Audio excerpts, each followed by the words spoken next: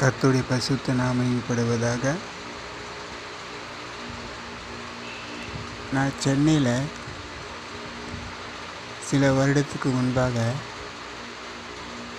வசித்து கொண்டு வந்தேன். அப்படி இருக்கிற சமயத்தில் அங்கு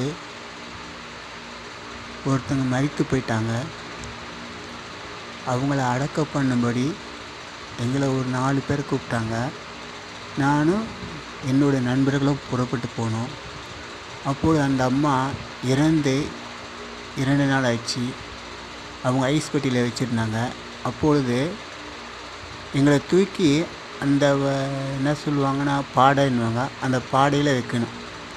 அந்த அம்மாவை தூக்கி வச்ச உடனே அந்த அம்மா அந்த ஐஸ்லேயே உறைஞ்சிருந்தனால அந்த அம்மா தோலெல்லாம் எங்களுடைய நகை கண்களில் மாட்டுச்சு. அவங்க நேற்று இறந்துட்டாங்க. ஆனால் இன்றைக்கி சாயங்காலம் நாங்கள் எடுத்து அந்த பாடையில் வச்சு எடுத்துகிட்டு போயிட்டு எரித்தோம்.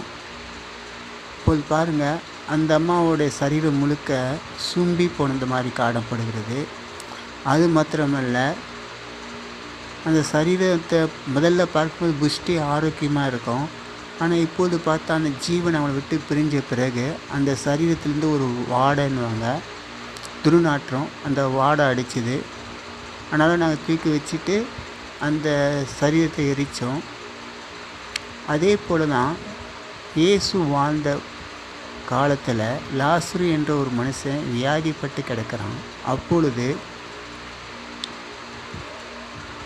அவரும் அவருடைய சீசரும் ஒரு இடத்துல தங்கியிருக்காங்க. அப்போ இந்த மார்த்தாள் மரியாள் ஆள் அனுப்பிச்சு, ஆண்டவரே, நீர் சிநேகிதனாக இருந்தானே, வியாதிப்பட்டு இருக்கிறான், நீங்கள் சுகம் கொடுங்கன்னு இயேசு உடனே புறப்பட்டு போல. அப்பொழுது சீசர்களுக்கு ஒன்றும் புரியல.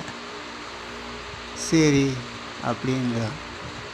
ஆனால் இப்பொழுது லாசரு மரித்துட்டான்ற செய்தி மீண்டும் இயேசுக்கு வருது.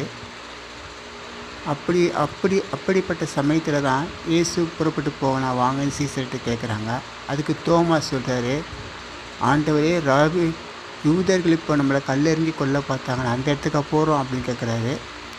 ஆமாம், அந்த இடத்துக்கு தான் போகிறோம் அப்படின்னு. அப்போது தோமா சொல்லுவார், நாம் மறிக்கணுன்னா கூட அவர் கூடயே போய் மறிப்போம் அப்படின்னு வாங்க. அந்த 12 சீசனையும் கூட்டி கொண்டு வராங்க. அப்படி கூட்டி கொண்டு வருகிற சமயத்தில் அந்த மாத்தாள்கிட்ட சொல்கிறாரு, இந்த அம்மா அழுகுறாங்க, ஆண்டவரே, நீர் இருந்து